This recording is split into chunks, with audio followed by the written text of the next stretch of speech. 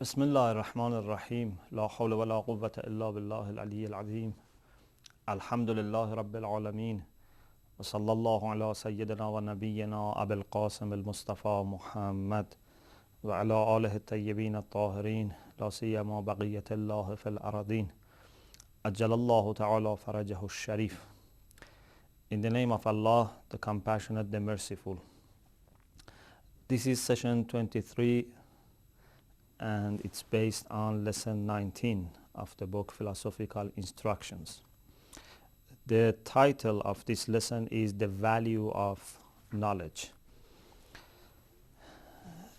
As you remember, we said that the most important question in theory of knowledge or in epistemology is to see whether it's possible for us as humans to know the real world, and if yes, how?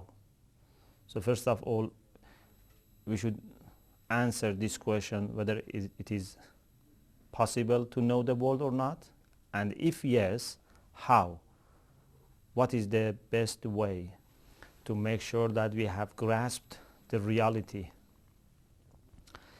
The discussions that we have had up to now all were related to this important question, and today we want to have a final study of this question, and then in the next session, God willing, inshallah ta'ala, we will have a discussion about how to evaluate moral and legal propositions, and by that we will finish the discussion about epistemology, the second set of 10 lessons of the book Philosophical Instructions. Regarding the possibility of knowing the world, the most relevant question for philosophy, of course, would be the possibility of knowing the world in a rational or intellectual way, because sensory knowledge is not something that we are concerned with in philosophy, because by sensory knowledge we cannot know those things which are important to us in philosophy, because sensory knowledge is only related to the particulars, to individual instances, but in philosophy we are after universal principles. So we must see, is it possible to know the world in a rational or intellectual way or not? In respect to knowledge by presence, al-ilm al-huduri, certainly there is no problem, and we can know the objects of knowledge by presence with certainty, without any doubt or suspicion. Why? Because as you remember, we said knowledge by presence is where the object of knowledge itself is present to us. We do not need any image to act as mediator between the knowledge or the person who has the knowledge and the object of knowledge. In knowledge by presence, the object of knowledge, or what is known, or al-ma'lum, itself is present to us, like our knowledge about ourselves, our knowledge about our acts, our knowledge about our faculties, and even our knowledge about our Creator. All these are possible to be known in an immediate way, in a direct way, in which there is no need for any image to act between us and what is known. So in knowledge by presence we have no problem, and definitely that would be free from doubts and immune from mistakes and falsity. But we cannot be restricted to knowledge by presence, or in other words, knowledge by presence does not suffice for knowing the real world. We need more. So we have to discuss about al-ilm al-husuli, or the acquired knowledge or conceptual knowledge, and to see how can we distinguish between those cases in which we can have certain, we can have true, we can have immune acquired knowledge, and the cases in which we cannot have. So the main question now is reduced to the question whether we can have some sorts of acquired knowledge, some sorts of al-ilm al-husuli, which are free from doubts, which are necessarily true, which are self-evident or reduced to self-evident propositions or not. This is the main question for us today. Before we go into the stage in which we can answer this question, we must first of all clarify the meaning of truth. When we say, can we know the world, can we have true knowledge, what do we mean by knowing the world? Or in other words, what do we mean by truth? It's very clear, but unfortunately sometimes clear ideas become ambiguous when different opinions, different views are presented. So something which in itself is very clear becomes ambiguous. We mean by truth or haqiqah. Please look at the screen.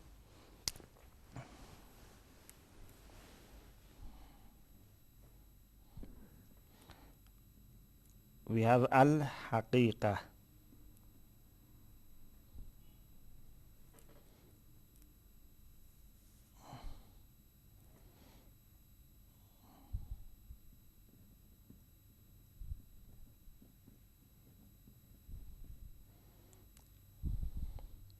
And here we mean by al-haqiqah truth. Okay? So what is the meaning of truth? We mean by truth here an idea or an image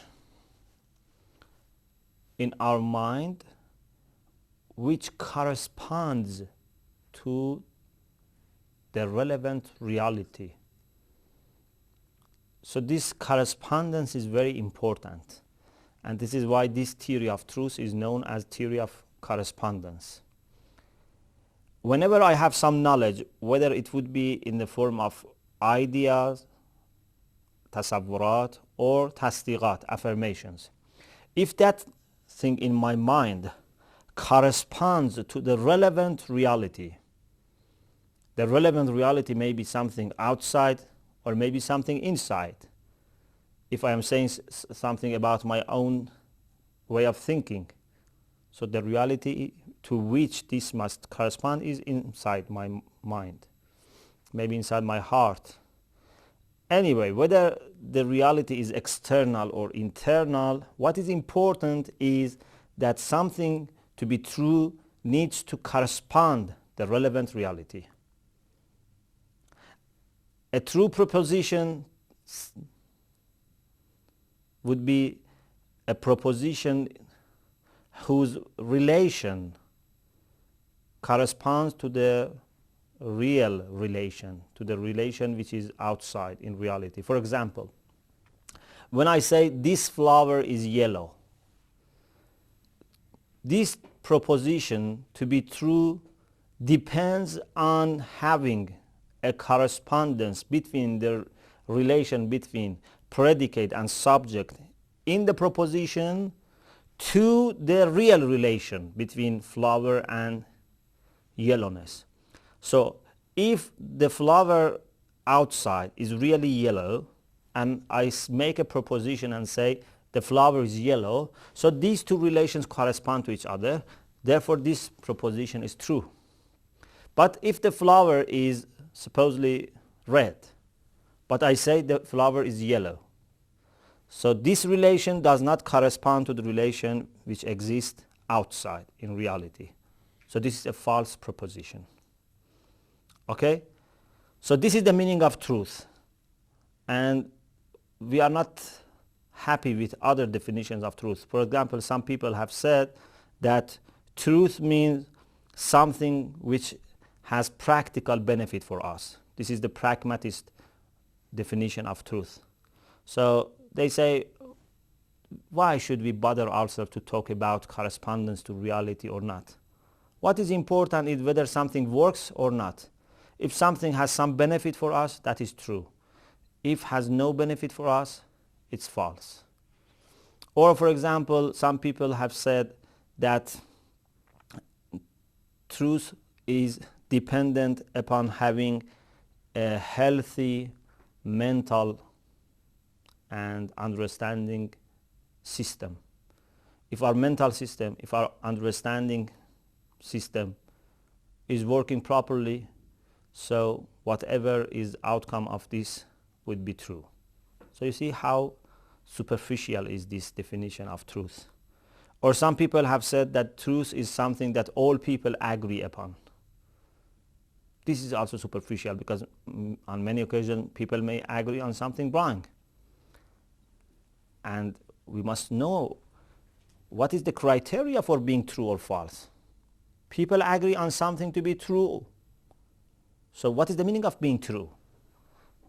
So to agree or disagree is something secondary. First of all, we should see what is the meaning of truth.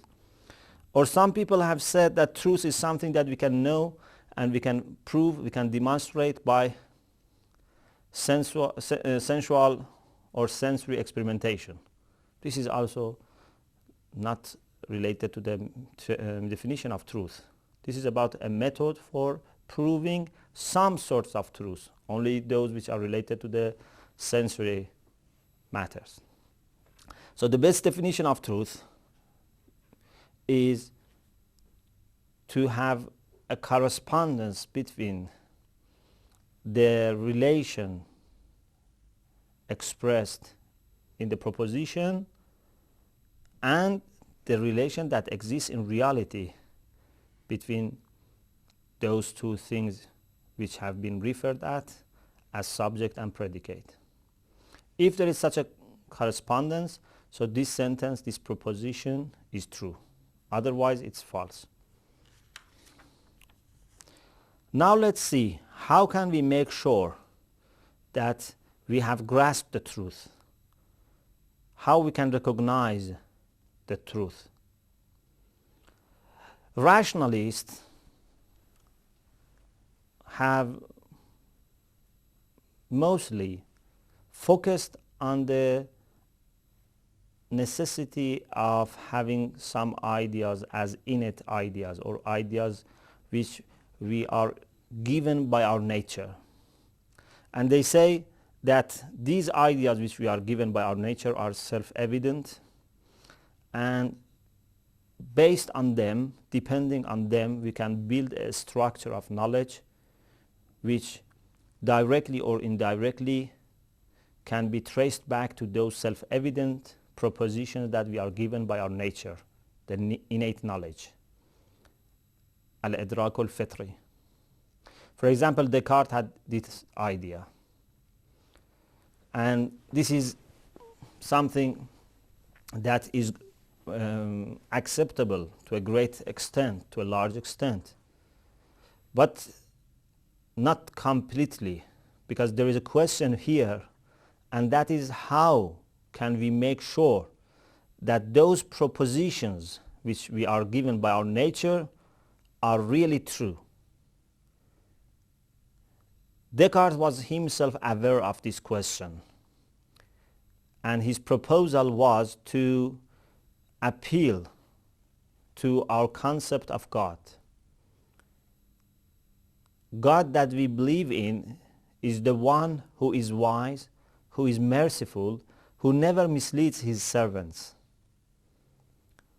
So if we are given something as part of our creation, as part of our nature, it means that God has given us this knowledge. And this cannot be false, because otherwise God must have deceived us. And we never suppose that God is deceiving.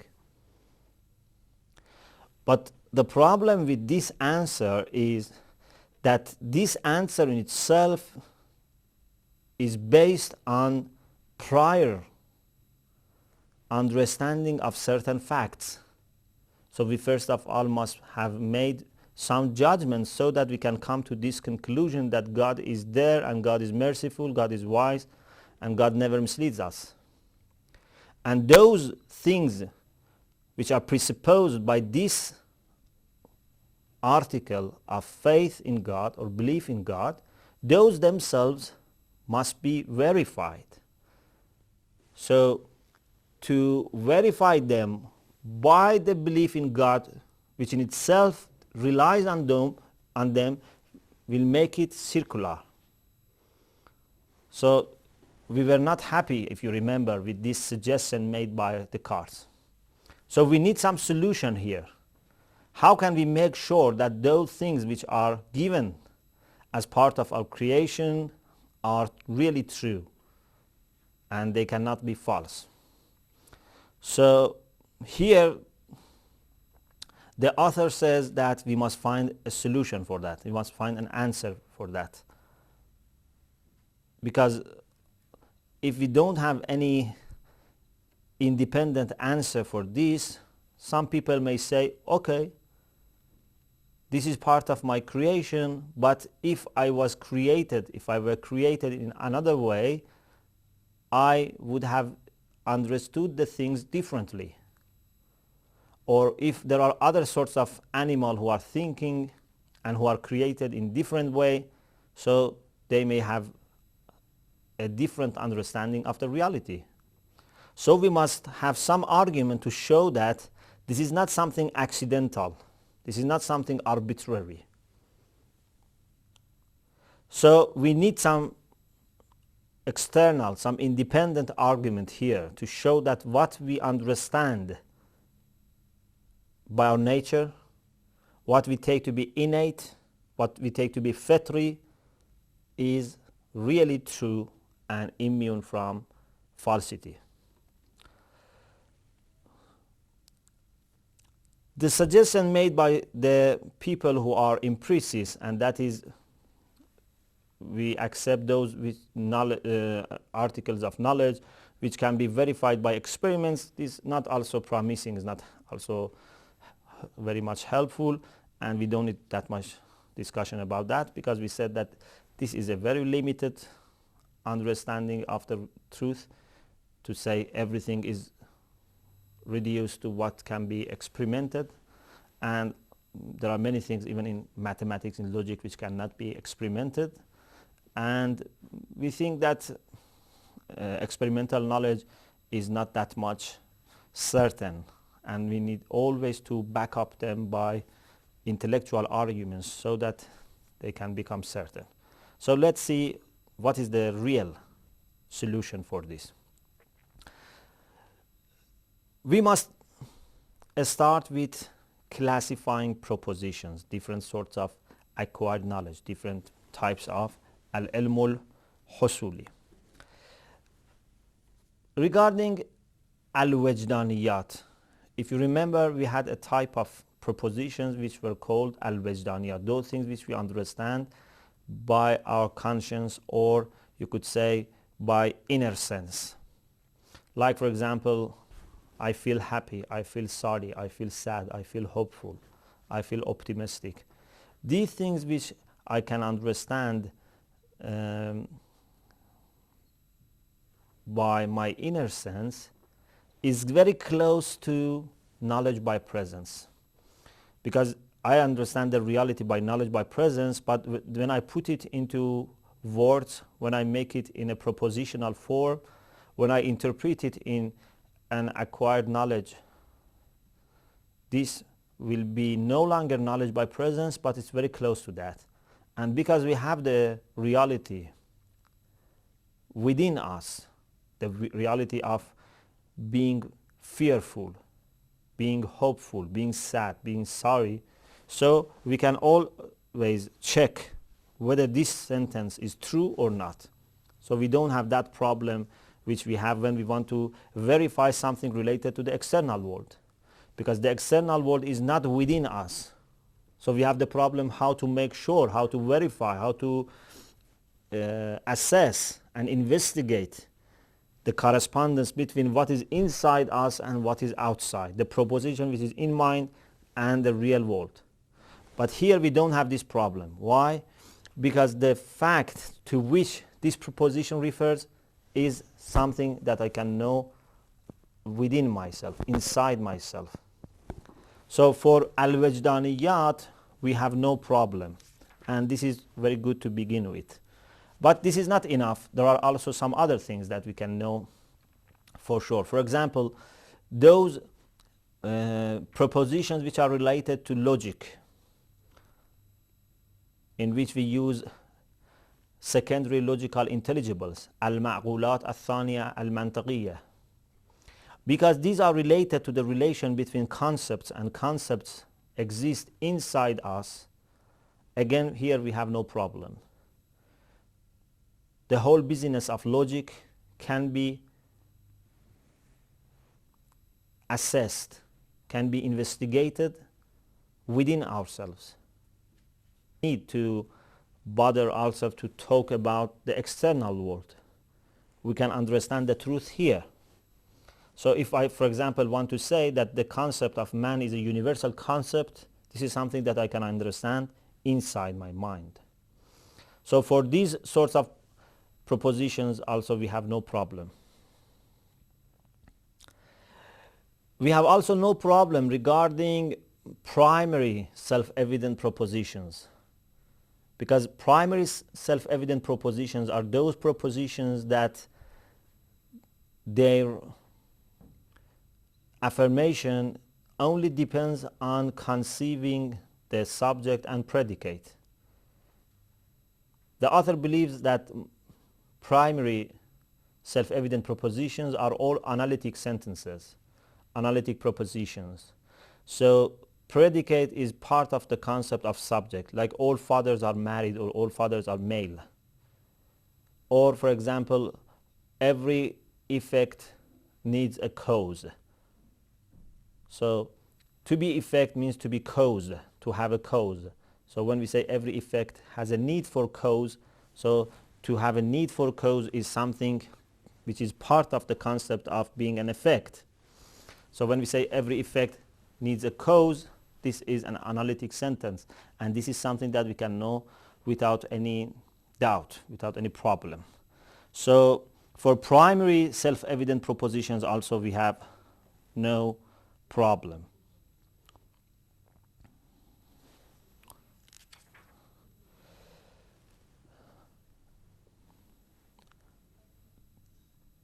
Whether the, for example, proposition that there is a need for every effect towards a cause, every effect must have a cause, whether it can be applied to the effects which are outside or not is also discussed by the author here. Some people may say, okay, you can imagine the concept of effect in your mind and the concept of cause and the relation between them.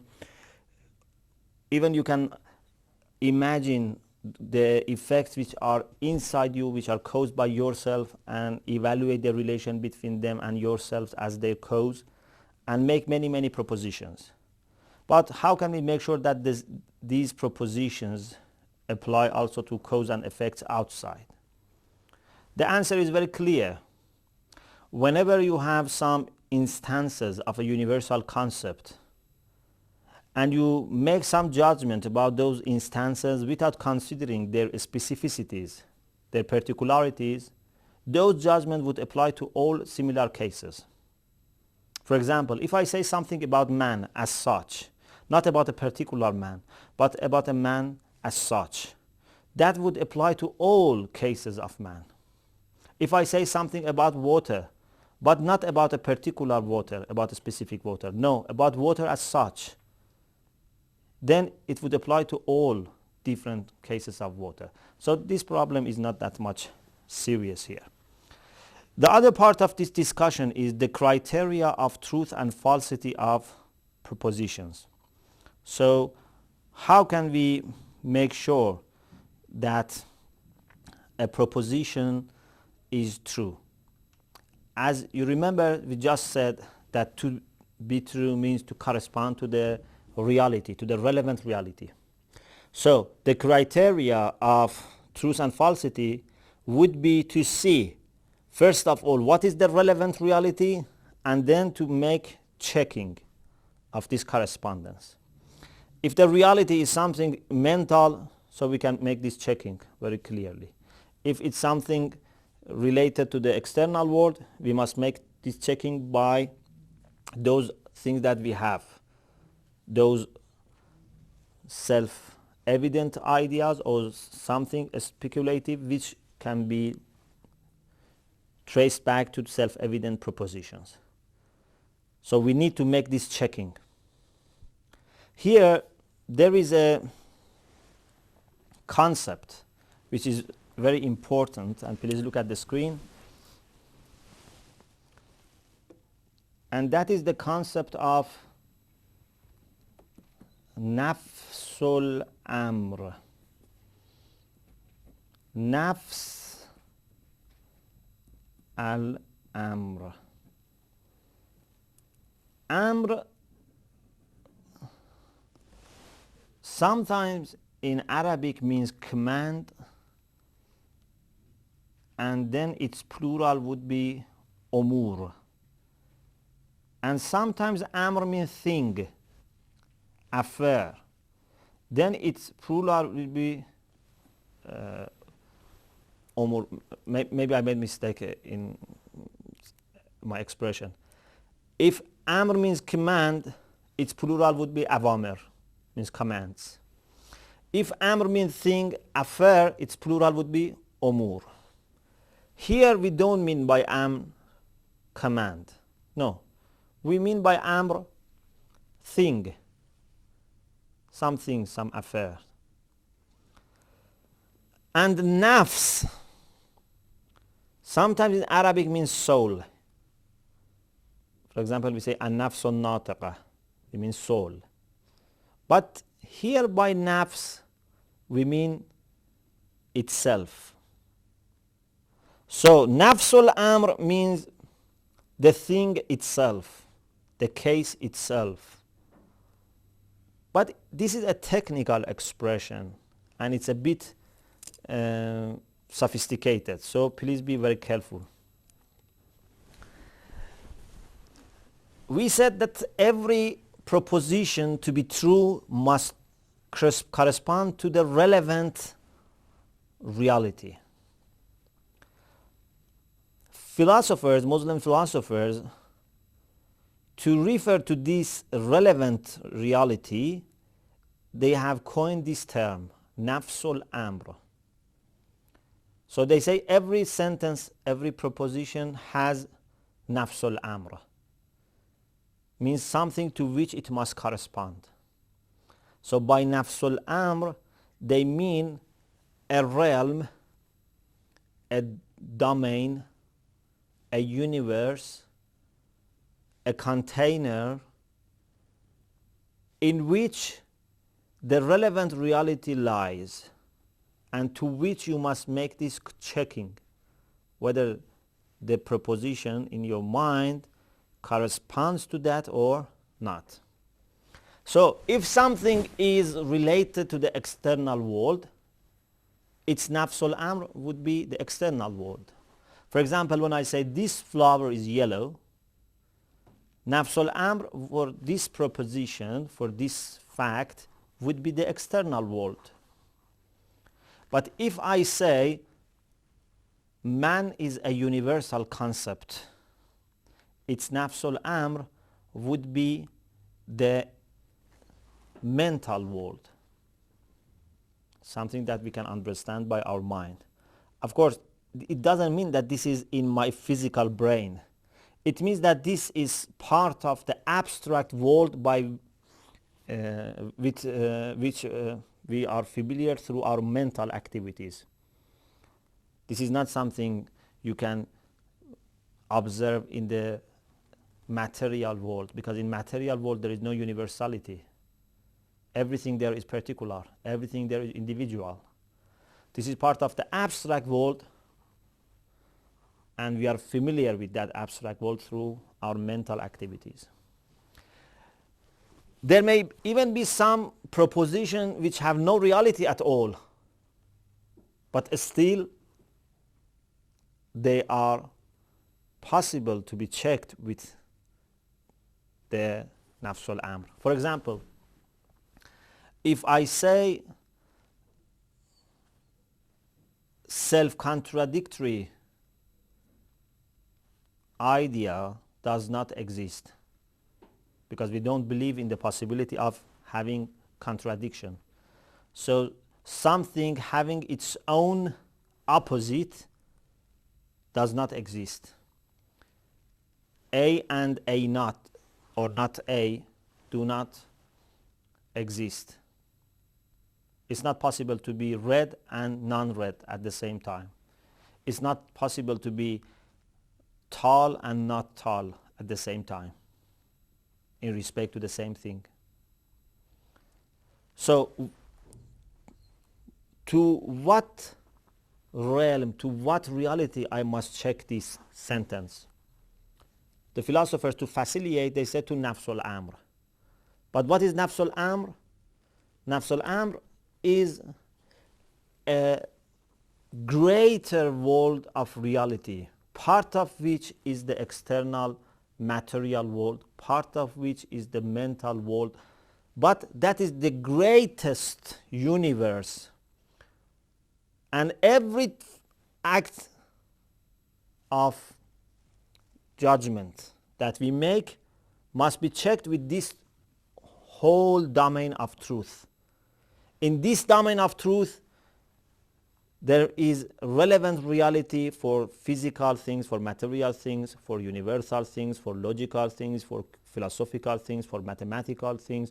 Everything must be in a way or another related to the whole universe of truth. So, what is nafs al-amr? Nafs al-amr is this general truth, this general domain of truth. What is the nafs al-amr for this particular proposition? It's that aspect of this whole universe which relates to that. So for things which are related to the experimentations and to the sensory ideas, their nafs al-amr would be the material world. For logical facts, their nafs al-amr would be the mental world. For philosophical propositions, their nafs al-amr would be the real world, but not in the sense that the real world corresponds to the experimental knowledge. No, because here we have secondary philosophical intelligibles. So when I say this is something contingent or necessary or possible, this is something actual or potential, this relates to the external world, but there is nothing as potentiality or actuality or contingency or necessity or impossibility separately put outside. These are the things that we abstract from the external world or mental world. So everything has its own nafs al-amr, and as I said, this is something made by philosophers to facilitate our speech about the relevant reality to which everything must be checked. So thanks to God, in this way we have been able to finish lesson 19, and inshallah in the next session we will talk about how to evaluate moral and legal propositions. وآخر دعوانا أن الحمد لله رب العالمين.